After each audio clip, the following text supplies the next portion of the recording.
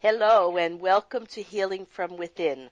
I am your host, Sheryl Glick, author of The Living Spirit, Answers for Healing and Infinite Love, which shares stories of spiritual awakening, spiritual communication, healing energies, and miracles for discovering your practical, effective, intuitive life. And today I am delighted to welcome, once again, Reverend Keiko Hoshino as spokesperson for Master Ryoho Okawa, author of The Laws of the Sun.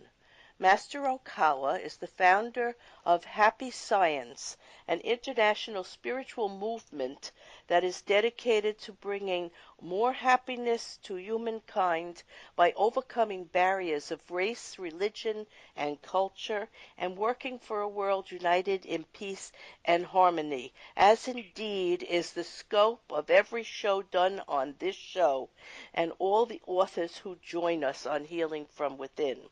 Hello, Reverend Keiko Hoshino. Good afternoon, Sheryl. Please call me Keiko. Okay, thank you, Keiko. Keiko, as listeners of Healing from Within are so well aware, my esteemed guests and I share our intimate experiences and insights as we seek to understand both our heart-based soul life and our physical or ego-based life. We learn more about the universal laws of energy in order to live a more purposeful and joyful life experience. We seek ways to find ways forward to reach enlightenment, peace, harmony, balance, and love at all levels of mind, body, and soul through self-investigation and self-mastery of our emotions, so we may truly live in happiness and peace. In today's episode of Healing from Within, we will explore the laws of the sun, which opens a portal on a new age of harmony and spiritually based on God's truths, and we will be inspired, I believe, to appreciate that we all come from the same source, can let go of differences, and come together in peace and happiness to be one people on one planet. And I must say, the time is really now. We must begin to all work cooperatively together. Now, I always love to ask my guests to think back to a person, place, experience that has greatly altered or improved the quality of their life. So please tell us something of yourself and how you came to be associated with Master Ryoho Okawa, the author of The Laws of the Sun and founder of Happy Science, because I know, nothing is random, and we are each living with a plan that we made for ourselves long before we incarnated into this life. So tell us something. Yes. Well, first of all, thank you for inviting me again to your precious show. And, defining moment of my life was the encountering of this book, The Laws of the Sun. The original text was in Japanese back in 1991. And well, I let me briefly introduce myself. I was a very much, how can I put it? When I was a child, I always believed there is something precious, higher beings, but not just Jesus, Buddha, Moses, all those deities, but I always felt there must be some greater being or like a fatherly figure to these deities, Moses, Jesus, or Buddha, or Confucius, you name it, all these higher beings. Mm. However, during the process of growing up, I went through very various tough time, and unfortunately, I became an atheist. And I lost hope in religion and everything because I lost the religion didn't have any answers to the problems that I was going through when I was growing up. And then, funny enough, around that time, before 1991, I relocated myself to England, and then I started working in a financial institution, and of course I was very egoistic, and I don't think I would call myself a spiritual person back then. However, in the beginning of 1991, I felt a change, some kind of a undescribable change within my mind, within my soul. And then on that year, a friend of mine, I was friendly with, this person gave it to me, the book, The Laws of the Sun. And if this person gave me this book maybe 2 or 3 years ago, prior to 1991, I wouldn't have any interest, or I wouldn't show any relation to this book.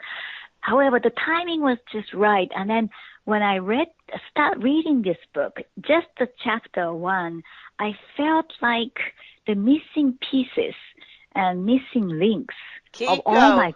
They do say when the student is ready, the teacher or the material arrives. And I was the same exact way. I couldn't find the answers in philosophy when I went to college. I couldn't find the answers in religion, philosophy, science, because we were looking for the source of these multi-levels of higher energy, intelligence, and guidance of a universal system that could not, that we knew to be present, and that we knew offered love and guidance and compassion, but it wasn't in the rules as much as it was in the love and connection. And I felt exactly the same way as you as a child. Amazing. So I didn't consider myself to be spiritual. I thought I might have even been a skeptic. So it is amazing how some of us are called at the right time, in the right way, to the right people to study with and to evolve and grow. Now let's go on to, why is the book called The Laws of the Sun? One source, one planet, one people. When I became involved in healing, energy healing, and developed as a medium, those words kept coming through to me. We're going to eventually have even one religion, because we're one people, we're one energy, and we're all interconnected to each other. So I love the title of the book. So tell us something about it. Yes, so that through reading the chapter 1, I discovered that all religion came from one source. Not just the religion, but all races, people, and philosophy. Everything came from one source. Even there is a kind of a conflict between spirituality and science, but actually the source of spirituality and science are the same. Yes. So it's just I kind of opened the ground map. So that really spoke to me. Yeah. And then that was kind of a confirmation to what I used to believe when I was a child. So it was a very comforting and gave me hope that there is a source. And then even though we have difficulties with other people in everyday life, but people are essentially the same. Exactly. And in the book, this is written, and this is the truth.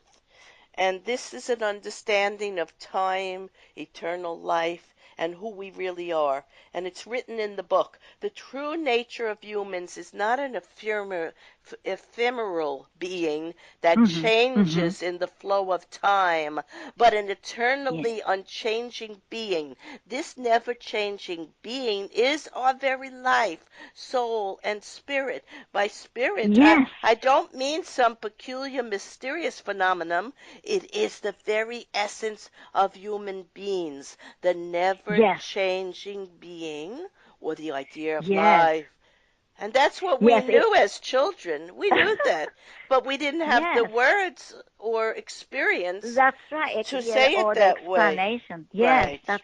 that's true. Yes, it's like a so our essence is like an immortal soul, immortal intelligence, and it's even though we have different skin colors on the outer layers, but the soul doesn't have color, and we are actually originated from one single source. So we are actually different branches of one single tree.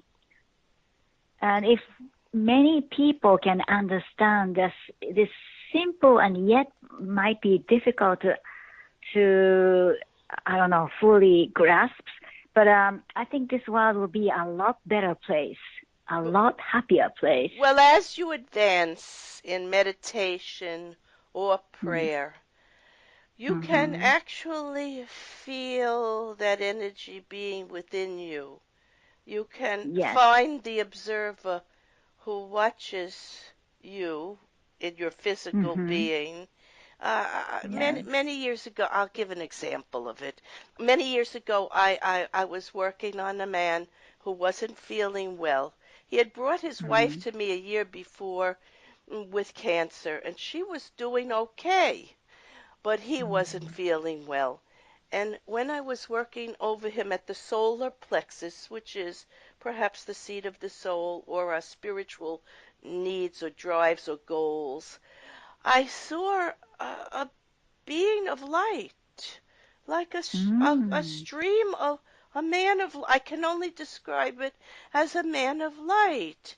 And I said to him, "You are a very spiritual man." And he said to me, "Well, I always thought I was, but I've lost some of it along the way." Mm. That's Now, it turned out, and I wasn't aware of it, this is many, many years ago, it was also a sign that his soul or spirit was getting ready to um, transcend this life, that he was going to be mm. leaving. But I didn't say, of course, anything like that. I just said, go to the doctor and whatever treatment they offer, you take and come back, call me, and let me know how you're doing.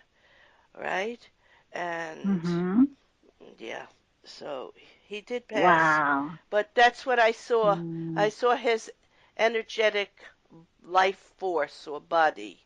And That's wonderful. yes, but we all can Mm. get to that state of feeling our own within Yes. ourselves, and it Within, brings yeah, such deeper in peace. ourselves. Yes. Right, because Yes. that's where everything's happening.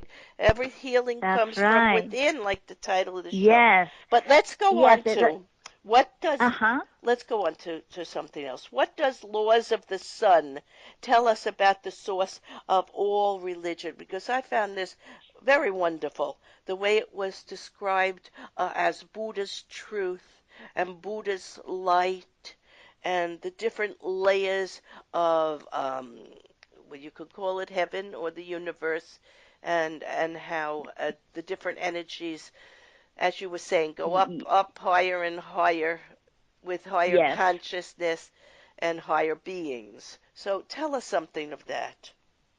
Yes. So even though there are some the Buddhist terminologies in this book, but this book is not just about the Buddhism. It's just the way it is explained is using the Buddhist terminologies. However, one source meaning every religion. So the leader of the existing religion, like Jesus, Mm-hmm. Moses, Buddha, Confucius, they are all like brothers. They are all brothers, and they have one single father.